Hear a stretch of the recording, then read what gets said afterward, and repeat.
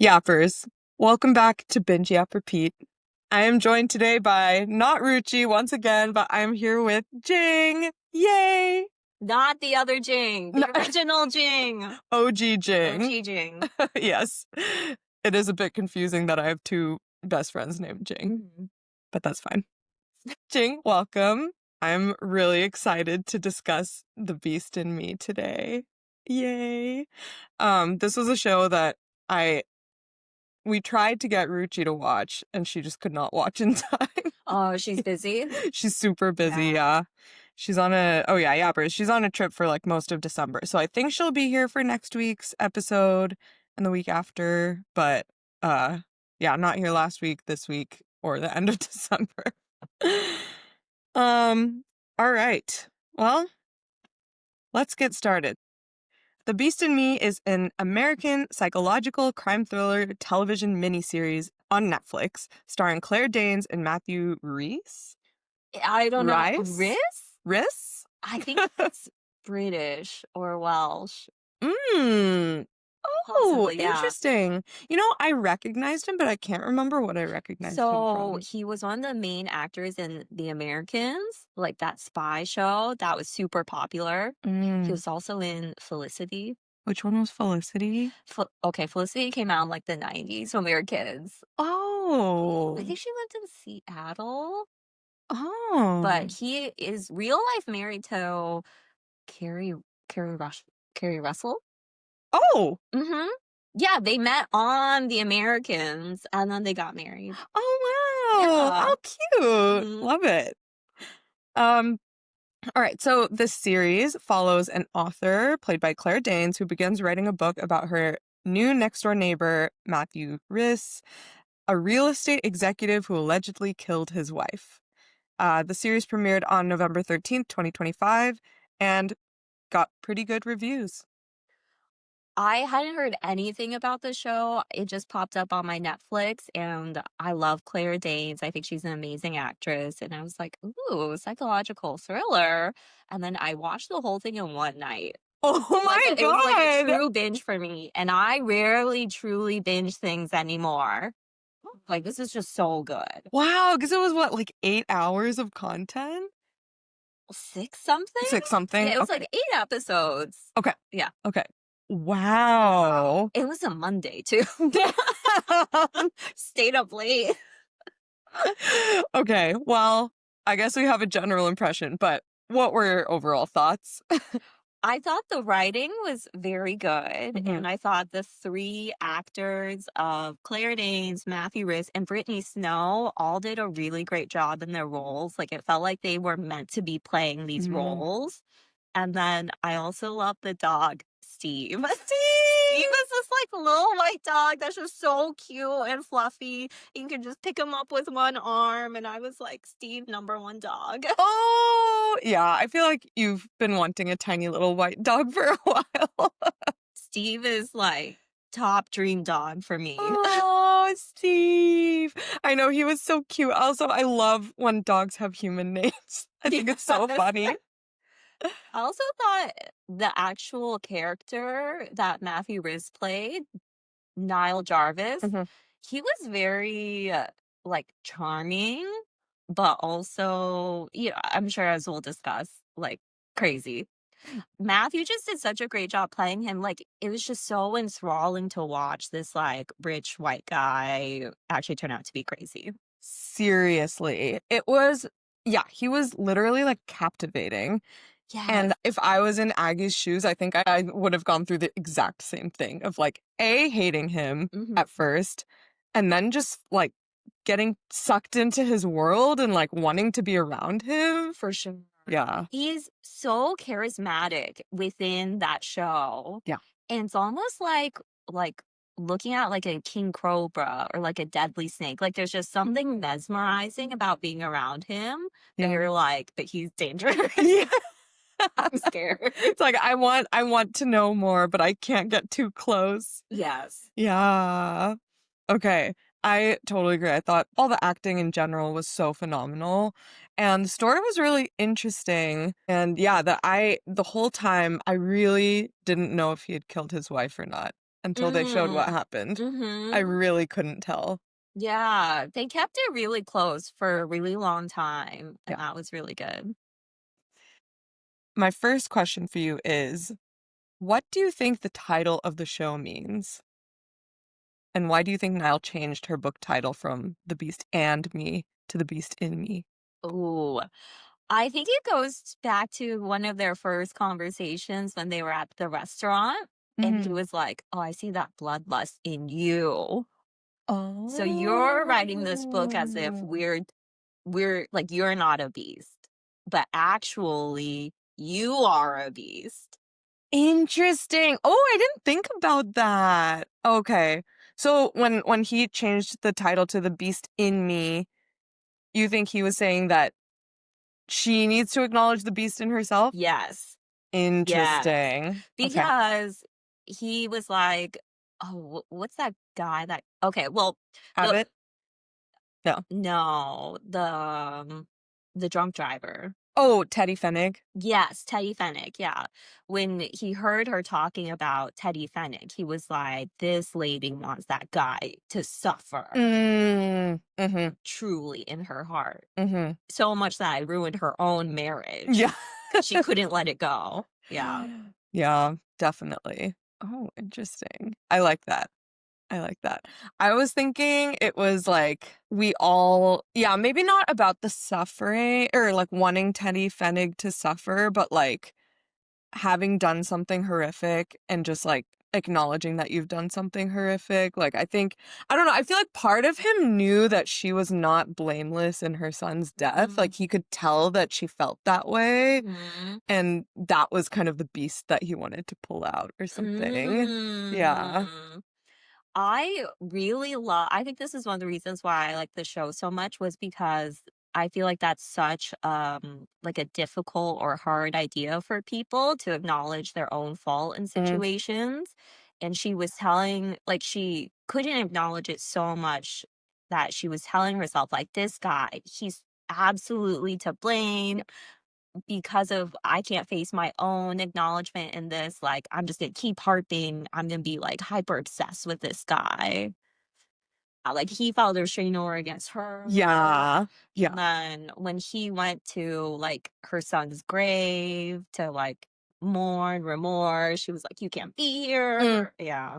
yeah. Okay. That also makes me think, I think he must have seen that in her because I think he exhibited a lot of that behavior as well. Like whenever he did something bad, he would completely justify it and be like, "Well, you wanted them to suffer anyway," or Mhm. like Madison was giving information to Abbott. Like he never took responsibility for it and just like totally justified his actions and just blamed the other person. For sure, for sure. Yeah. I also thought that Madison was actually Madison is Nile Jarvis's wife that he murdered. We now know We now know. he murdered. And she is like from a wealthy Mm, family. She's just been like a socialite in New York and then they got together and but she I guess has like been afraid of him for a long time. And she was yeah. actually quite a complex character. Really Mm, appreciated. say more about that. Well, I think, she has like a very small role. Like the actress herself has a very small role in the Mhm, show, but she has a lot of impact. Like mm, I think like she could have turned a blind eye to everything that he was mm, doing, but because she was scared of him, then she started doing the right thing and working with the FBI, yeah, even though that would hurt her parents too, because they were so financially involved with true. Nile Jarvis. Yeah, she really broke a lot of inertia to start working with the FBI. That is so true. Um, I have a question. When she wrote that note that Niall ultimately takes and Mhm. poses as her suicide note, was that just a random poem she had written, or was that from her first suicide attempt? Yeah, I believe it's from her first suicide attempt, and, they don't say this explicitly in the show, but my guess is, like, Niall killed that sculptor that she was working with, Mm, and I think it was, like, at that time, like, she really suspected that Nile killed him, and then I think she felt like, "This is my fault. If I hadn't gotten involved with this guy, he would still be alive." So, yeah. So, Mm. yeah. Oh, okay, 'cause yeah, there was some of that in the note of, like, "I'm to blame" or something, right? Wait, let me look up what was in that note. Sorry, heavy warning, trigger warning alert. Oh, yeah? Trigger warning. Madison Jarvis. Okay, I got it. Nice. Escape is such a thankful word. I've searched for other answers, but they all lead me back here. There has been real love in my life, and for that I'm grateful, but I'm too tired of the fight. I'm not strong enough. Forgive me. Okay. So it was kind of about escape and, like, wishing she was stronger to fight harder. Yeah, I mean, this could be just a note someone writes, when they're deep in depression Yeah. and life is very difficult for them. It could also be that she's feeling very guilty over, Mm, this person's death that she cared for, even though she did not have an affair with or did not have a yeah, romantic relation with. yeah. Okay, okay, interesting. Are we supposed to rate the show at the top? Oh, I forgot! Oh my gosh, yeah. Okay, before we get into wow, Jing, you're such a great BYR host. I've only listened to almost all the episodes. Okay, alright, what would you rate this? Quality and enjoyment. I would give this a 5 out of quality Mm. and also a 5 out of enjoyment. This is Mm. a perfect show for me. 10 out of A 10 10. out of 10. Yeah. Whoa. Okay. I think I would give it a 5 out of maybe 4 out of 5 on quality, just because I thought, like, the Jarvis Yards stuff was a bit messy and unnecessary, Mm, but okay. happy to happy to discuss that. Okay. And then, enjoyment, I would give that a 5 out of 5. Yeah. Mm, I was so excited to keep watching the show. Yeah. yeah. Yeah, like I said, I normally don't binge shows, and then I normally stop actually, like, 3/4 of the way through the show, like, Oh. when I can tell where it's going, and Oh, then you I'm usually like don't finish shows? I actually don't finish a lot of shows because I'm like, I just don't really care anymore. Mm. But this show, I was like, "Oh, the writing's so good. I'm not sure where this is going. I'm really curious to see." So, I'm gonna keep watching. Mm. Okay, great. What did you think about the Jarvis Yard stuff? Well, okay, first off, that councilwoman, she was kind of like AOC, right? Yeah. It was refreshing. Well, I guess later she changed her mind. But I was gonna say it was refreshing that she turned down their offer in the very beginning and she tried Mm. to stick to her own morals.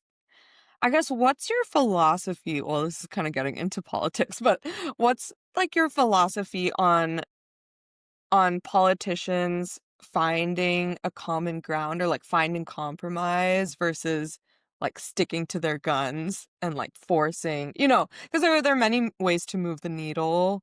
One is to like find a compromise, and then one is to just like hold your ground and see if anything happens. Mhm. And I guess, well, maybe I'll just answer this for myself first. I thought her way was very effective in, like being this AOC type character, really sticking to her guns, and then when the other side does offer a compromise, just take it so that you're giving your people something. But yeah.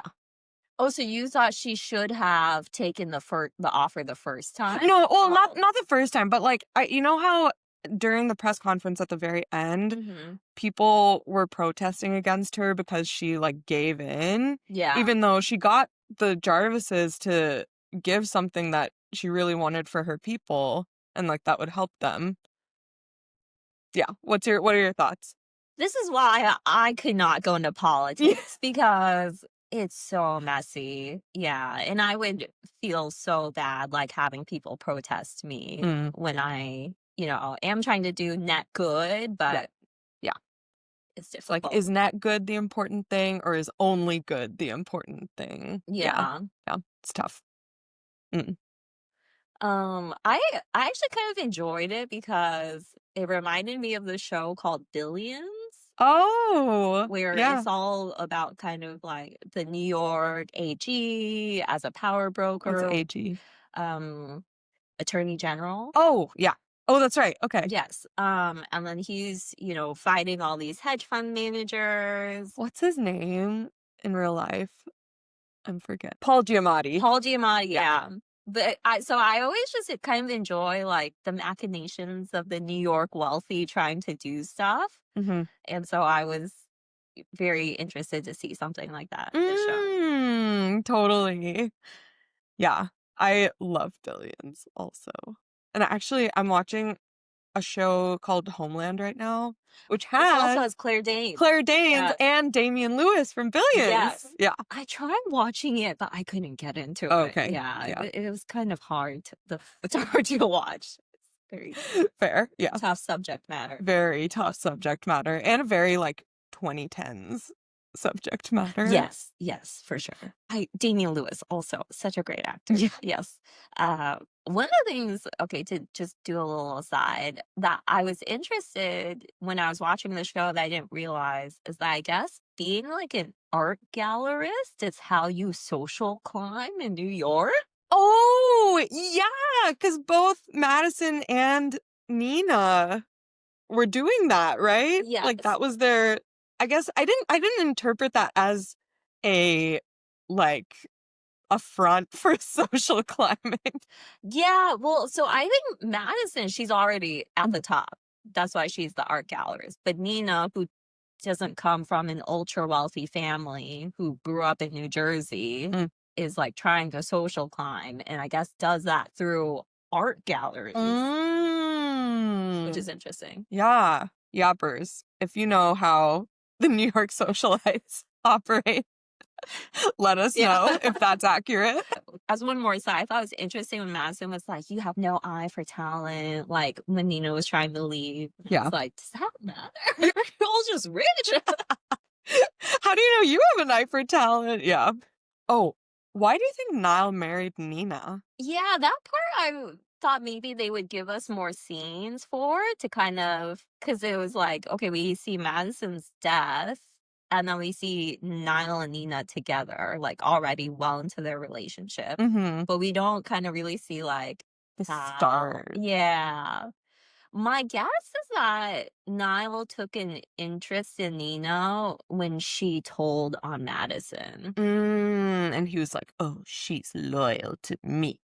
Yeah. But then also it seemed like he resented her for not ever questioning him. Yeah, I was really confused by their relationship because I was like, he clearly doesn't respect her or consider her an equal in any way. Like I don't know, he just was pretty dismissive of her. Um, when that night that he came home really late after being with Aggie, Yeah. he just completely dismissed her and they had sex, but he didn't tell her anything. He obviously wasn't treating her like a partner. But then I was like, but then why did you marry her?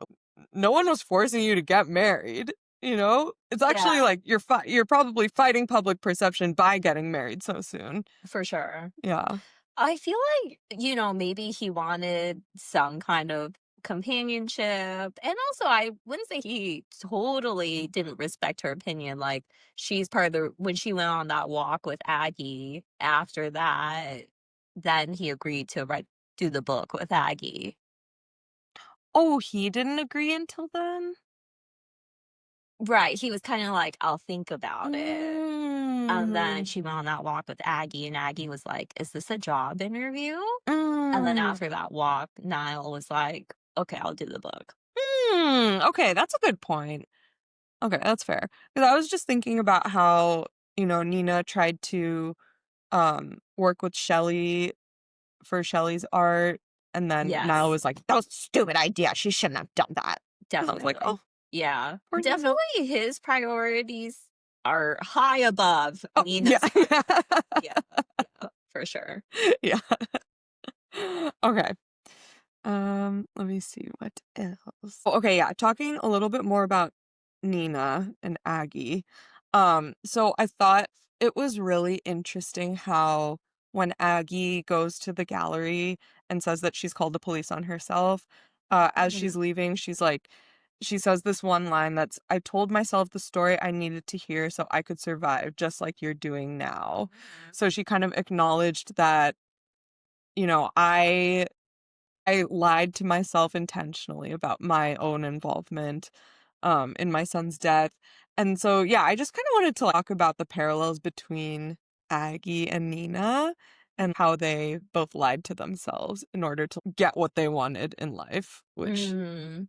I guess for Aggie, getting what she wanted in life was just having a clean conscience about her son's death. I feel like for Aggie, that was the only way for her to survive, because if she really acknowledged her own part, I think she would have just totally had, like, a mental breakdown, Mm. which Aggie really could use therapy. Yeah. Yeah. Serious. She's like she was, like, severely depressed. Oh, Yeah. yeah, yeah, and I mean, that's a super traumatizing event. Totally. Yeah, Yeah. but also her unwillingness to address it, I Mm. think really, it broke up her marriage, Mhm. and that moment when Shelley. Shelley, when she's like when Aggie's like, "Just 5 minutes," and she's apologizing, and Shelley's listening behind the door, and then she's like, "I'm really sorry, I hope you work it out," and then she closes the door on Aggie. That was ice cold. I was like, "That's so brutal." But also, Shelley, like, I respect your Yeah. boundaries. Like, Yeah. I'm sure it was also difficult for her. And Mhm. I'm sure she, want to be able to move on past things, but just Aggie couldn't. Yeah, I know. Because I think they established that so the son died 4 years ago, but then they got divorced 2 years ago. Yeah. And so there were 2 years where they were trying to make it work and, like, trying to get past this. That's a long time. Yeah. And Aggie's like harassing Like, Fennec actively actively during harassing that whole time. 4 years later. Yeah, and just I'm sure in those 2 years right after, it was, like, super intense. I'm sure for Shelley, she just wanted to grieve and move Mhm. on. Mhm. Mhm. Yeah. I I was reading, Reddit on this show, and there was, like, a big consensus around hating Shelley, but I Oh, actually really? really sympathized with Shelley.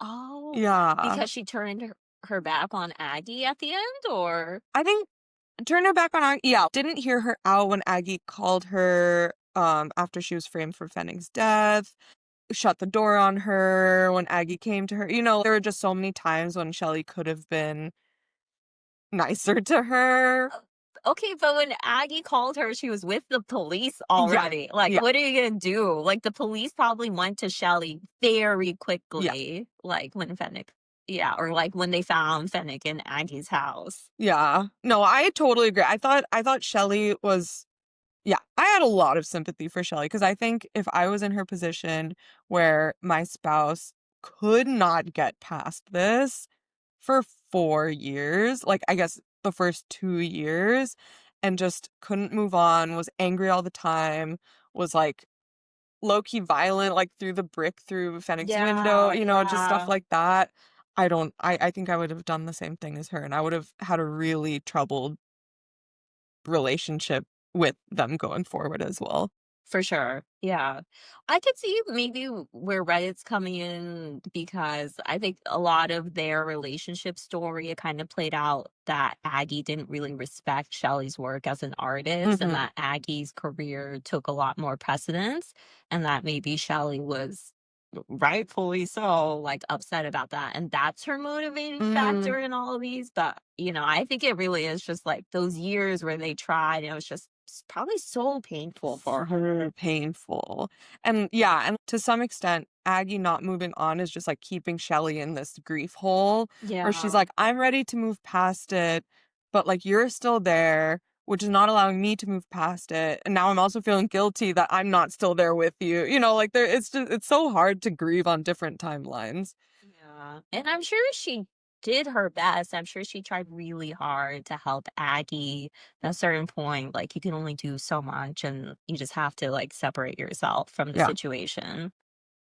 And she clearly was also still grieving and processing things like, that big artwork that she was working on that was like all the faces of her son, you know. Mhm. I'm sure it's still very impactful for her. Yeah. I mean, it's so hard. I mean, it must be so hard to lose a child. Like, yeah, that's not something you're gonna get over in even 4 years. Yeah, yeah. Yeah. Interesting Reddit. Mhm. So Reddit was super on Aggie's side and all of this? Yeah, like Aggie versus Shelley. They're just like, "Fuck Shelley." Yeah. Actually did not like Aggie? Aggie personally. Okay, yeah, let's talk about Aggie. I mean, Claire Danes did an amazing job playing her. The portrayal felt really realistic. She was, Mhm. clearly like a very emotional person and Very. clearly was still feeling so much pain from Yeah. everything. But like, if in real life was around I just feel like it would be very difficult for me in real life to be around someone who's just so violent and aggressive. Yeah. Just very aggressive. Yeah. Yeah, I thought, like, her character was very interesting, but I agree I would not wanna be friends with her. And I did feel like the acting was a bit one-dimensional. Like, Mhm. Ruchi was kinda complaining that, like, she's just, like, angry stuttering all the time, Mhm. and I think if she had played it more like her character in Homeland, where, like, that there's a bit of a mental thing there where she's, like, a little unhinged, but, like, she's very passionate about what I feel like that would have been a more complex character, but, like, what we got was just very angry stuttering with a really pained history. Yeah. Mm. To me, I felt like it made sense because I think where that character is in her emotional journey with everything still felt just so, Mm. so in the Like, pain still. hyper-focused on that one Yeah, thing, so she yeah, couldn't break out of it. yeah. Okay, that's fair. She's quite sweet to Steve, though. Yeah. Steve! You guys need to Oh. put up a photo of Steve. As a dog owner, it was really sad to me that day that she forgot about him and he peed in the house and he was just barking incessantly. Yeah, yeah, Poor that was really sad. Steve. Also, the one thing I'll say about Steve is that he's not a very effective guard dog. And when the uncle came in and was snooping around her house, he barked for like 5 seconds and then just like moved on. Alright. It's like, I guess you're here. Oh, you're the owner of this Yeah. house now. The guy didn't even do anything. It's not like he gave Steve a treat. No, no. Yeah, Maui would not even bark, so Okay. Steve did a better job than Maui Did would have done. something. Oh, speaking of the uncle, I really liked that line when Nina kinda confronted him as he was going back to his, like, ADU near the house, Mm. and she was like, "How could don't you want more than what you have? Like, doesn't this make you angry that your brother and his son have all this stuff?" And he was like, "I will have one thing that they will never have, enough." Yeah, I that was loved really that. good. Yeah.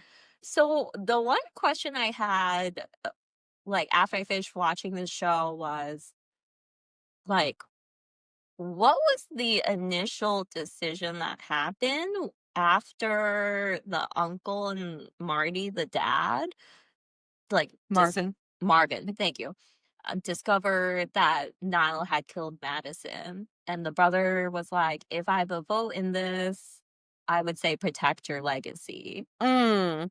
So I think he was saying option 1 is to cover this up and risk your legacy. Option 2 is to turn him in and separate yourself from him to protect your legacy. Yeah. So that's how you interpreted it. Yes. Yeah, That's how I okay. interpreted it. How Yeah. did you interpret it? I wasn't quite sure when he was saying protect your legacy, he meant like protect the family. Oh, I thought it was the real estate empire and, like, Mm, let Nile go yeah. so that you can protect your real estate empire. Yeah. Yeah.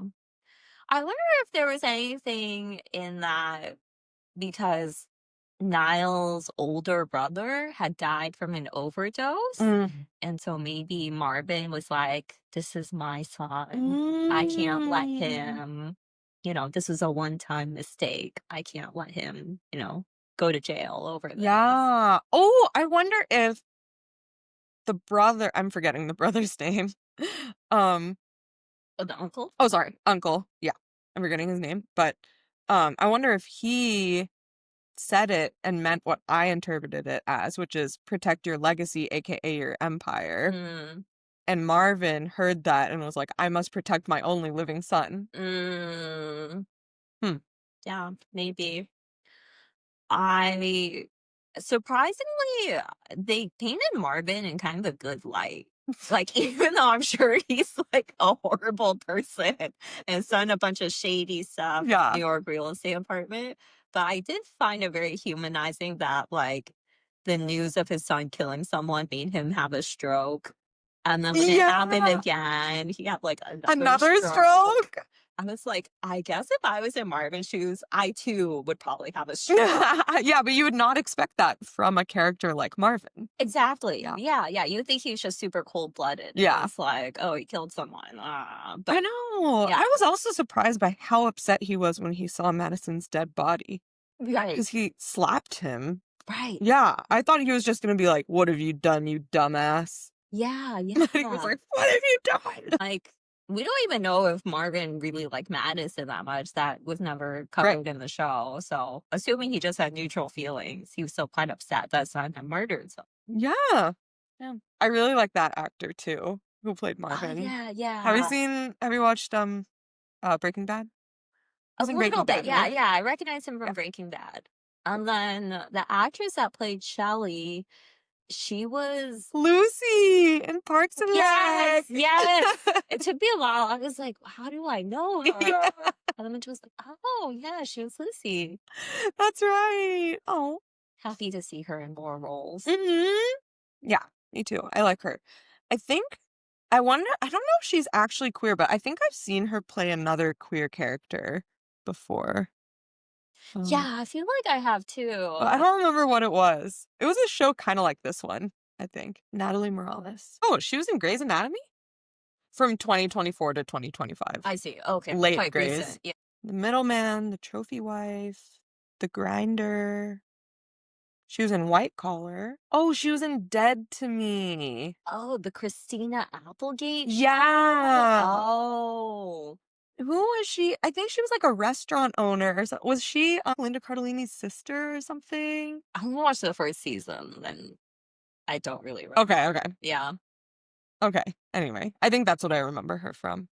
Interesting. Okay. I think the one, I guess my one baby critique of the show Mm. is that I felt it was kind of unnecessary that Abbott and his supervisor were having an affair. Oh, yeah, that whole thing and the supervisor's, like, marriage story, it Maybe, was so yeah, random. I think maybe that was more of a plot device and to show how the New York elite can have control and the FBI and also maybe more of the theme Mm. when, Aggie's like calling her for help and then she's super compromised and she's like, I cannot. Mm. Yeah, yeah. But yeah, I agree. The affair was totally that added literally nothing Yeah. to the show. Yeah. Yeah.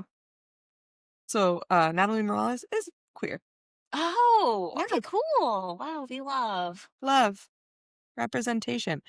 Do we think Claire Danes is queer? I don't. But we'll see. She is not, or not publicly known to be queer. I just want to shout out another work that Claire Danes was in that I really love called There's Something Wrong with the Fleischmans. And she plays like the wife or the ex-wife of a Jewish couple in New York, kind of like a upper middle class situation with Jesse Eisenberg. And then they get divorced. And then you kind of see like two totally different narratives of what's happening in their relationship and their life that led them Mm. into the situation, or even different narratives like afterwards too. Oh, interesting. Okay, so she's always playing these like upset post-traumatic Complex roles. complex Yeah. roles. Complex roles. Okay, with a fraught personal life. Yeah. Oh, she was also Juliet in Romeo and Juliet. Oh yeah, the Leonardo DiCaprio one? Yes. Yeah, okay, Yeah, yeah. that's right. Yeah. She's had a long career. Yeah, very. I was surprised by how old she looked in this show. Was she like mid 40s or something? I thought she looked like she was in her 50s, but maybe she is in her 40s. I feel like they tried to make her look very, like, haggard. Yeah, they did know? definitely try to make her look haggard. Because she was clearly, like, not really taking care of herself in that period of time. Yeah. Oh, she's 46. Yeah. Okay, yeah, that's what I thought she looked Yeah. like. Wow! She looks so different than how she did in the show I right don't now. think she was wearing, like, Any any makeup? They might have given her makeup to Make her look accentuate her wrinkles and stuff. Yeah, possibly. Make Yeah. her look a little more gaunt. Yeah. Like, harsh or stern. Yeah. Yeah, because I thought, like, Shelley was, like, late 30s, maybe, too. Mhm. I I guess I think Nina was also, like, late 30s, and maybe Jarvis was also, like, mid-40s. Yeah, I think so. We haven't spent a ton of time on Nile and Aggie's relationship and their friendship and that night that they spent together, which I thought was such an interesting episode. Yeah, that Yeah. was fun. I thought it was hilarious when he was like, "So you don't wanna fuck me at all?" Yeah. There's no part of me that wants to fuck me, and she was like, No. "No, I really don't." It was also funny that first lunch that they had at the restaurant when um she's basically just like she's like pretty blunt with him and he's like, I need to hang out with more dykes. Yeah. So He liked her, like, acerbic personality, Mhm. and also that I'm sure in his life, like, everyone's kind of a people pleaser around him, and he can tell Yeah. because he's a sociopath. Yeah. And when she isn't, he's like, "Oh, it's So so refreshing." refreshing. Yeah. Yeah. It must yeah, he's definitely surrounded by yes men all the time, including his wife to some extent. Oh, for Like, sure. yeah, For sure. Yeah. They had a lot of chemistry. they did. They did. Yeah. And the 2 they just work so well together. So well, and their characters are so interesting. Yeah, I just loved seeing scenes of them together. It's like you could see she really wanted to resist The giving in to charm, yeah. resist the charm and like he was just so effective and like really took a liking to her. Mhm. Yeah. Yeah. I think it seemed like in their conversations, like, she actually did take some moments to really, like, reflect and grow on things. Mm. Like, when he was asking her about, like, why her marriage ended. Like, that felt like that was a very honest moment for her. Yeah. Yeah. Hmm. He's the therapist she needed all along. Yeah. I think I was also reflecting about this show, though, that Nile Jarvis is why I think I'm a little afraid of ultra wealthy people Mm. because they can kind of just act without consequence Mhm. and you can get harmed by that, like by being Totally. Like you're just collateral damage in whatever their happen. goals are. Yeah, exactly. Whatever happens to you doesn't matter. Yeah, totally. Terrifying. Terrifying. Yeah. But definitely there is some like magnetism to him. Yeah. Yeah. I was pulled in by it just Mhm. watching. Yeah. Mhm. Yeah. Like, I'm sure if Nile Jarvis in real life was that charming to me, I'd be like, "What's happening?" Also, like, I'm intrigued. Yeah. Totally. I would have been a yes man to him probably. Sucked right in. So at what point did you suspect Nile of Madison's death? I feel like I never totally let go of my suspicion Mm. throughout the show. But I actually thought I kind of fell into their trap where they made it look like Nina had been the one that was working with Abbott for like 30 minutes. And then I was like, oh, Nina's the spy. And then later it was Matt. So I was like, ah, okay. Mhm. Yeah. Yeah. I thought for some reason I thought it was going to come out that like the reason he can say with such confidence that he did not kill her is because he did not technically kill her, but he caused her death in some way.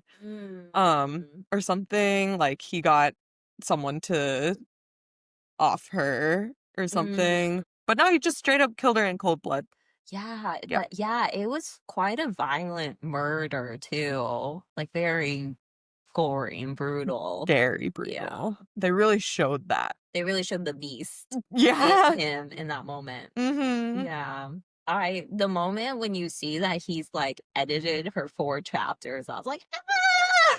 Yeah. Oh, yeah. When he found it, Yeah. he found the book. Oh, my. And she's like reading through his notes. I was like, Ugh. Yeah, the book was just like the whole plot of having a book was so interesting because like it helped her in some ways because she totally used that as an excuse when he figured out that she was talking to the FBI and like mhm.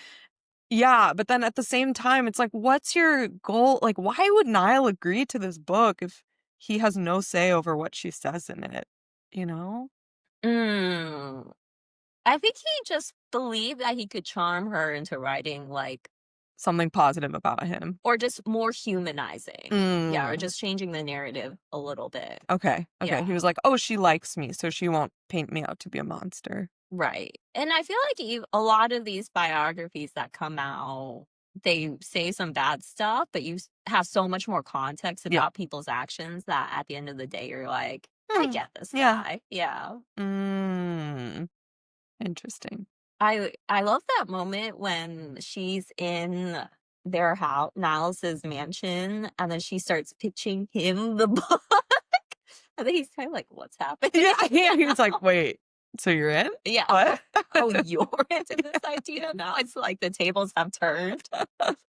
Yeah, and he's like, "What changed?" Yeah. Yeah, yeah. Mm.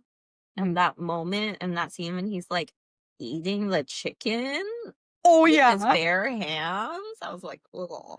Hey, I was like, "This is very violent," and I like that they're showing how violent he is with this chicken and, like, how he really looked like a beast eating Mhm. something. Um, B, I was like, I hope he doesn't give chicken bones to his dogs because chicken bones are bad for dogs because they splinter really easily and they can like get stuck I see. and cut. Yeah. Their intestines. Yeah. Yeah. Oh, that makes sense. Yeah. As a vegetarian, I was like, "This is so gross." Yeah, fair. Even as a non-vegetarian, I was like, this is gross. And then I was also wondering, like, it seemed like a lot of chicken. I was like, "Is this more than 1 chicken?" That's a lot of chicken objectively. Yeah. I was Yeah. like trying to figure out based off of the bones. I was like, how many chickens is this right now? It seemed like it was just a lot of wings, perhaps. Ah, okay. Yeah. A lot of wings, a lot of legs or Yeah. something. Yeah. Something like that. I thought he like butchered the chicken. Hmm. Nah. I don't Yeah. remember. Something that it reminded me of, just in terms of like kind of like that darkness and Mhm. being willing to explore that darkness inside people, was this other Netflix show called Baby Reindeer that I actually have Oh. not finished, but I would like to go back to, but it's so dark in That's that about a show. stalker, right? Yeah, it's about a stalker and stand-up comedian, but then the comedian likes the attention from the stalker and then kind of does things that maybe encourages it. Yeah, Interesting. Okay. a very complex idea. Hmm. Cool. Should we rate again? Have your ratings changed? I guess, okay, now that we've discussed it a little bit more, I would maybe just, I know we're only supposed to do integers, so it would still round up to a 5, Yeah. but in my heart, it's like a 4.8 for quality. Okay. Okay. It's Fair. still a 5 out of enjoyment. Yeah. I would have also like if I could give decimals, I would give like 4.4 for Mm. quality. Okay. But then it averages out to a 9.5, so perfect. Yeah. Great. Binge in progress. Okay, not a show or anything, but I've recently started learning to play the game Go Oh. with the black and white pieces. Mm. So, yeah, that's fine. Fun. So fun. What a refreshing binge. Non-media Different. binge. It's actually slightly related to Binge Yap Repeat because the last episode I did was about Devil's Plan with Ruchi. And one of the contestants on that show was like a super famous Go player named Lee Sedol. That's where I've heard of this game. Yeah. Was from your episode. Okay. Yes. And so I've recently just had a push or some motivation to start learning Go because I'm inspired by Lee Sedol. Are you playing on your phone? Hmm. Is it against people or like against a bot? A bot. Yeah, Oh. I'm not good enough to play against people. 'Kay. I'd get destroyed immediately. Oh, okay. Okay. Fun. Yeah. I have been watching Homeland, like I said. I'm on like Mhm. episode 6 or something. But I'm really enjoying it actually. It's definitely like pulling me back into the 2010s, which is interesting. Like it Mhm. reminds me kind of 24. I If you ever watched that. Okay, it was also CIA working against terrorists type of show, but not as character complex. It was more just an action show. Mhm. So I really like the character complexities in Homeland. And this is the one of the only things I've seen Claire Danes in besides The Beast in Me. So Mhm. enjoying seeing this side of her. And I love Damian Lewis. Mhm. Um, and I also just finished what I think is a top 10 show of my life for me, Oh, which is called All Her Fault. Have you heard of it? no. Okay, I'm trying to get Ruchi to watch it in time to do it for our next episode. Yappers, keep in mind homework for next week. It's called All Her Fault. It has Sarah Snook from Succession. Mm. Um, I always forget his It's on name. who? It's on Peacock. Oh, Um, no wonder. Jake Lacey from The White Lotus. He was he was like the honeymoon guy from season 1. Who stabbed? Yes. Ah, okay. Yeah. Oh, I love Sarah Snook. Yeah, amazing. Okay, it also has Dakota Fanning. Mm. It has Michael Pena, whose name I recognize, and I thought he looked familiar, but I don't remember what he was in. It has Abby Elliott, who played Sugar in The Bear. It has Jay Ellis, who played Lawrence in Insecure. And I think those are all the big names. But yeah, like pretty ensemble cast and just a crazy story Oh. and makes you think a lot about what women's versus men's roles are in marriage. Ooh. So good. Interesting. Okay. Perhaps I'll figure out a way to check it out. I guess another thing that I watched recently was it was a filming of a play. And so it's two actors I really like, Martin Freeman, and then I love Martin he's really Freeman. good, and then Jack Loudon from Slow Horses, Okay. which I know you haven't watched, Mm-mm. but the play is just the two of them Mm. the whole time. There's no other actors, and it's on this like really small set in that takes place in London. And so they like have to take it down, they have to move it around. And it's just really impressive for these two actors to be carrying this play for like 100 minutes. Wow. Yeah. Cool. Okay. It's And it's called The Fifth Step. the fifth step. All right. Great. Yappers, check it out. Well, Yeah. I guess that's a wrap. That's a wrap on The Beast and Me. Thank you so much for joining, Jing. Thanks for having We're me. so happy to have you back. Yay. See you guys next time. Bye. Thanks for yapping with us. If you loved this episode, have some hot takes we missed, or if you've got a show you're dying for us to binge next, follow us on socials. We're at Binge Yap Repeat. Until next time, happy binging!